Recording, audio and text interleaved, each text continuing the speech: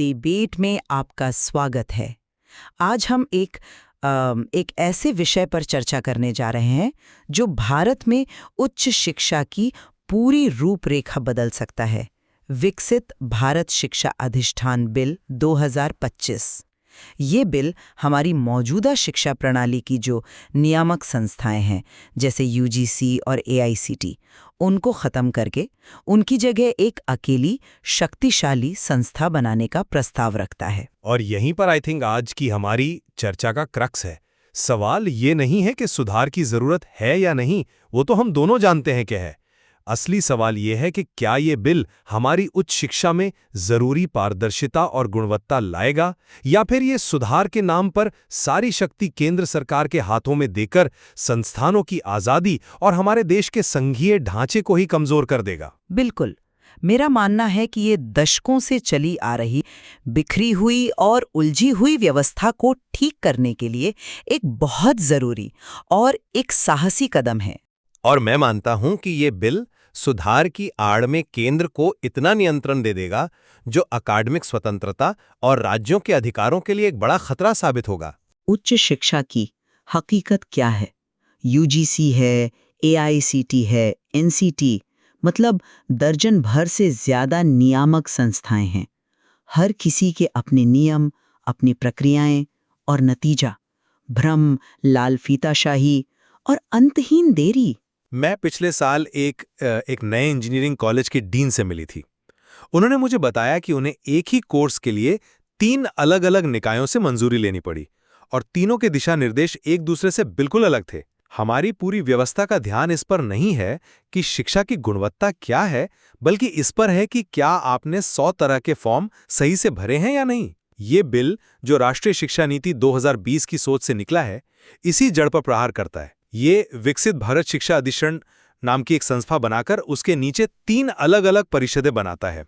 एक नियम बनाने के लिए, मतलब नियामक, दूसरी संस्थानों को ग्रेड देने के लिए यानी प्रत्यायन, और तीसरी पढ़ाई का स्तर तय करने के लिए अकादमिक मानक। ये शक्तियों का एक साफ बंटवारा है जिससे पूरी प्रक्रिया पारदर्शी और आउटकम ओरिएंटेड बनेगी। हाँ, मैं आपकी बात से सहमत हूं कि मौजूदा व्यवस्था में सुधार की सख्त जरूरत है। आपने जिस डीन का उदाहरण दिया, वैसी कहानियां तो हर शहर में मिल जाएंगी। लेकिन इस बिल में जो समाधान दिया गया है वो मुझे बीमारी से भी ज्यादा खतरनाक लगता है। ये पूरी बहस को स्वायत्तता बनाम केंद्रीय नियंत्रण पर ले आता है। आप शक्तियों के बंटवारे की बात कर रहे हैं, लेकिन हकीकत में ये शक्तियों का जबरदस्त केंद्रीकरण है। इस बिल के तहत नीति बनाने से लेकर इन तीनों परिषदों और मुख्य संस्था के अध्यक्षों और सदस्यों की नियुक्ति और उन्हें हटाने तक का अधिकार सब कुछ केंद्र सरकार के पास होगा। यहां तक कि कौन सी विदेशी यूनिवर्सिटी भारत में अपना कैंपस खोलेगी, इसका आखिरी फैसला भी दिल्ली में बैठे कुछ लोग करेंगे। देखिए, शिक्षा समवर्ती सूची में है, यानी ये केंद्र और राज्य दोनों की जिम्मेदारी है। लेकिन ये बिल राज्य सरकारों द्वारा स्थापित विश्वविद्यालयों पर भी केंद्र का सीधा नियंत्रण स्थापित कर देगा। ये हमारे संघीय ढांचे की भावना के बिल्कुल खिलाफ है और अकादमिक स्वतंत्रता के लिए एक गंभीर चिंता का विषय है। आप जिस केंद्रीकरण के डर की बात कर रहे हैं, मुझे लगता है कि आप व्यवस्था की डिजाइन के एक महत्वपूर्ण पहलू को नजरअंदाज कर रहे हैं। 3 अलग-अलग परिषदों का गठन सिर्फ कागजी बंटवारा नहीं है, ये एक क्रांतिकारी विचार है। आज यूजीसी ही नियम बनाती है, वही ग्रांट देती है और वही गुणवत्ता भी जांचती है। ये तो हितों का टकराव हुआ है ना। ये नई व्यवस्था नियामक, प्रत्यायन और अकादमिक मानक के कामों को पूरी तरह से अलग करती है। इससे निर्णय लेने की प्रक्रिया में तेजी आएगी और जो लाल फीताशाही आज हमारी यूनिवर्सिटीज को जकड़े हुए हैं, वो खत्म होगी। ये भ्रम को खत्म करके स्पष्टता लाता है। हम एक ऐसी व्यवस्था बना रहे हैं जहां हर किसी को पता हो कि उसका काम क्या है। कागज पर तो हर योजना बहुत अच्छी लगती है, लेकिन असली परीक्षा तो जमीन पर होती है। मेरा एक सीधा सा सवाल है, इन तथाकथित स्वतंत्र परिषदों के प्रमुखों को कौन नियुक्त करेगा? केंद्र सरकार। उन्हें कौन हटा सकता है? फिर से केंद्र सरकार। तो फिर ये स्वतंत्रता कैसी हुई? जब नियुक्ति और निष्कासन की तलवार एक ही राजनीतिक सत्ता के हाथ में हो, तो क्या कोई स्वतंत्र होकर काम कर पाएगा? ये तो सुधार के पर्दे के पीछे छिपा हुआ केंद्रीकृत नियंत्रण है। आप इसे शक्तियों का बंटवारा कह रहे हैं, मैं इसे एक ही रिमोट कंट्रोल से चलने वाले 3 अलग-अलग टीवी चैनल कहूंगा। असली शक्ति तो रिमोट कंट्रोल रखने वाले के हाथ में ही है। क्या आप इस चिंता को दूर कर सकती हैं कि व्यवहार में ये स्वतंत्रता कैसे सुनिश्चित की जाएगी? ये एक वाजिब सवाल है, लेकिन इसका जवाब भी बिल के दर्शन में ही छिपा है। देखिए, नियुक्ति की जो प्रक्रिया है वो एक चयन समिति के माध्यम से होगी, जिसमें शिक्षा, उद्योग और न्यायपालिका के विशेषज्ञ शामिल होंगे। ये कोई मनमाना फैसला नहीं होगा। और जहां तक स्वतंत्रता की बात है, ये संरचना संस्थानों को ज्यादा मजबूत बनाती है। और ये मुझे बिल के दूसरे महत्वपूर्ण पहलू पर लाता है, ग्रेडेड ऑटोनॉमी। ये बिल कहता है कि जो संस्थान अकादमिक और प्रशासनिक रूप से बेहतरीन प्रदर्शन करेंगे, उन्हें ज्यादा आज़ादी मिलेगी। वो अपने पाठ्यक्रम खुद डिज़ाइन कर सकेंगे, अपनी फीस संरचना तय कर सकेंगे और नए कोर्स शुरू करने के लिए उन्हें बार बार दिल्ली की ओर नहीं देखना पड़ेगा। ये एक योग्यता आधारित व्यवस्था है जो अच्छे काम को पुरस्कार करती है। ये विश्वविद्यालयों को मीडियोक्रिटी से निकालकर उत्कृष्टता की ओर बढ़ने के लिए प्रेरित करेगा। यहीं पर मुझे आपकी बात से बिल्कुल असहमति है। जिसे आप ग्रेडेड ऑटोनॉमी कह रही हैं, वो असल में नियंत्रित आज़ादी है। सच्ची स्वायत्तता कोई पुरस्कार नहीं होती जिसे सरकार अपनी मर्जी से दे या छीन ले। ये किसी भी उच्च शिक्षण संस्थान का मौलिक अधिकार होना चाहिए। इस व्यवस्था में उत्कृष्टता की परिभाषा कौन तय करेगा? वही केंद्रीय संस्था जिसके सदस्य केंद्र सरकार द्वारा नियुक्त हैं। जरा सोचिए, तमिलनाडु या केरल की कोई राज्य यूनिवर्सिटी जिसकी अपनी एक अलग शैक्षणिक सोच और सामाजिक प्राथमिकताएं हैं, क्या उसे भी दिल्ली में बने मानकों पर ही परखा जाएगा? ये तो एक तरह से देश की विविधता को खत्म करके सब पर एक ही मॉडल थोपने जैसा है। ये हमारे संघीय ढांचे के उस सिद्धांत के खिलाफ है जहां राज्यों को अपनी शिक्षा व्यवस्था को आकार देने का अधिकार है। लेकिन आप ही बताइए, अगर हम गुणवत्ता के लिए राष्ट्रीय स्तर पर कुछ न्यूनतम मानक तय नहीं करेंगे, तो हम वैश्विक स्तर पर मुकाबला कैसे करेंगे? आज हमारे देश में हजारों कॉलेजेस हैं, लेकिन दुनिया के टॉप 200 विश्वविद्यालयों में हमारे गिने चुने नाम ही क्यों हैं? क्योंकि हमारे यहाँ गुणवत्ता का कोई एक पैमाना ही नहीं है। हम 30 अलग अलग तरह की उत्कृष्टता की परिभाषा लेकर नहीं चल सकते।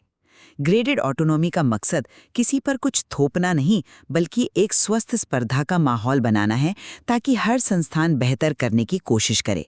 जो संस्थान पिछड़ रहे हैं, उन्हें भी पता चलेगा कि उन्हें कहाँ सुधार करना है। ये तो एक तरह से मदद करने वाला तंत्र है, नियंत्रण करने वाला नहीं। और अगर संस्थान उस सुधार के रास्ते पर नहीं चलते हैं जो केंद्र ने तय किया है, तो क्या होगा? तब बिल का सबसे खतरनाक प्रावधान सामने आता है, दंड। आप जानती हैं कि बिल में नियमों का पालन न करने पर 1 लाख से लेकर 2 करोड़ तक का जुर्माना लगाने का प्रावधान है। और सिर्फ इतना ही नहीं, ये नई संस्था किसी भी विश्वविद्यालय की डिग्री देने की शक्ति को निलंबित कर सकती है। ये एक अकादमिक संस्थान के लिए मौत की सजा जैसा है। लेकिन ये जरूरी है। क्या आप उन खबरों को भूल गए जहां फर्जी विश्वविद्यालय हजारों छात्रों के भविष्य के साथ खिलवाड़ करते पाए गए? आज ऐसी डिग्री की दुकानों पर लगाम कसने के लिए हमारे पास मजबूत कानून नहीं है। ये प्रावधान उन्हीं संस्थानों के लिए है जो जानबूझकर नियमों का उल्लंघन करते हैं और शिक्षा के नाम पर धोखा देते हैं। बिना कठोर परिणामों के डर के हम जवाबदेही कैसे सुनिश्चित करेंगे? क्या आप ये कह रहे हैं कि इन फर्जी संस्थानों को छात्रों की जिंदगी बर्बाद करने की खुली छूट दे दी जानी चाहिए? बिल्कुल नहीं। जवाबदेही जरूरी है, इस पर कोई बहस नहीं है। लेकिन इतनी कठोर शक्ति एक केंद्रीय नियामक के हाथ में देना एक दोधारी तलवार है। इसका इस्तेमाल असहमति की आवाज को दबाने के लिए भी हो सकता है। कल्पना कीजिए, कोई विश्वविद्यालय है जो सरकार की नीतियों का खुलकर विरोध करता है, या जहां छात्र आंदोलन बहुत मजबूत है। क्या इस बात की कोई गारंटी है कि इस शक्ति का दुरुपयोग उस संस्थान को निशाना बनाने के लिए नहीं किया जाएगा? डिग्री देने की शक्ति को निलंबित करने का अधिकार किसी नियामक संस्था के पास नहीं, बल्कि एक न्यायिक प्रक्रिया के बाद अदालत के पास होना चाहिए। ये बिल तो नियामक, प्रशासक और जल्लाद की भूमिका एक ही संस्था को दे रहा है, जो शक्तियों के पृथक्करण के सिद्धांत का सीधा उल्लंघन है। मुझे लगता है आप इसके नकारात्मक पक्ष पर ज्यादा ध्यान दे रहे हैं।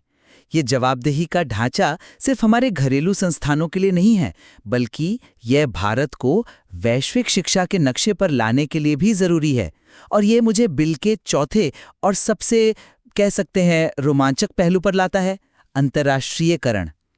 यह बिल दुनिया की टॉप यूनिवर्सिटीज को भारत में कैंपस खोलने का रास्ता आसान बनाएगा और साथ ही हमारे प्रतिष्ठित संस्थानों को विदेशों में अपने कैंपस स्थापित करने की अनुमति देगा। सोचिए, हमारे छात्रों को अपने ही देश में हार्वर्ड या ऑक्सफोर्ड स्तर की शिक्षा मिल सकेगी। यह भारत को एक ग्लोबल नॉलेज हब बनाने की दिशा में एक बड़ा कदम है। यह सुनने में बहुत आकर्षक लगता है, लेकिन यहां भी नियंत्रण का वही पुराना सवाल खड़ा होता है। ये कौन तय करेगा कि कौन सी विदेशी यूनिवर्सिटीज चुनिंदा हैं और भारत में आने के लायक हैं? फिर से वही जवाब, केंद्र सरकार। ये केंद्रीकृत गेट कीपिंग की व्यवस्था बनाता है। क्या आपको नहीं लगता कि ये एक और तरीका बन सकता है ये नियंत्रित करने का कि देश में किस तरह के वैश्विक विचार और प्रभाव स्वीकार्य हैं और कौन से नहीं?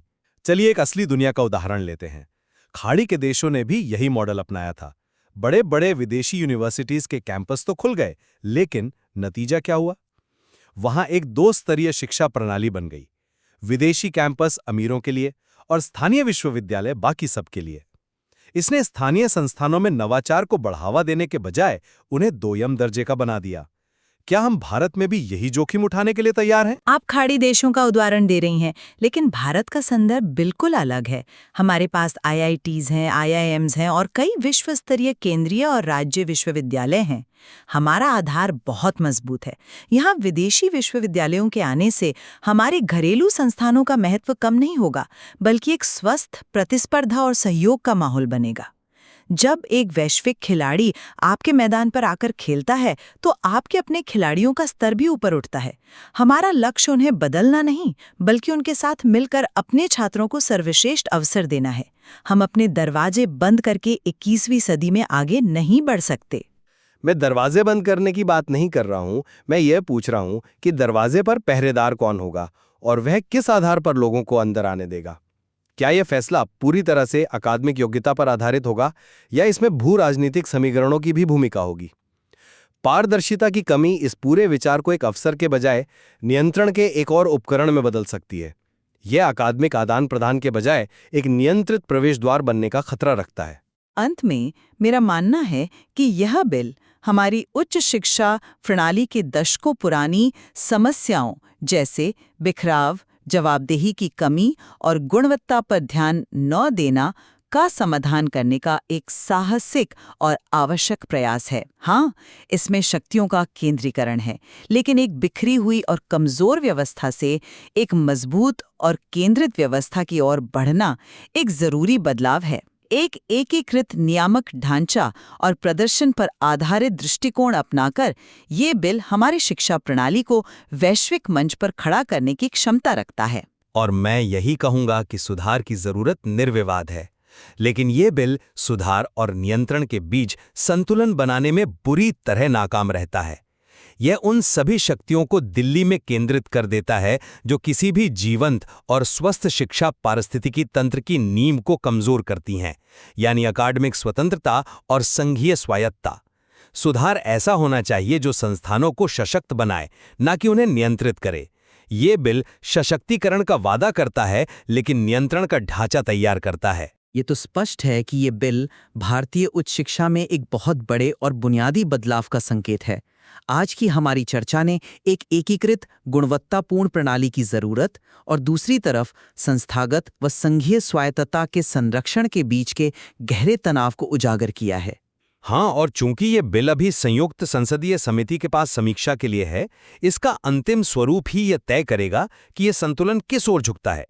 ये सवाल भविष्य के लिए खुला है कि क्या प्रस्तावित दक्षता और गुणवत्ता शक्ति के इस अभूतपूर्व केंद्रीकरण को सही ठहराती है।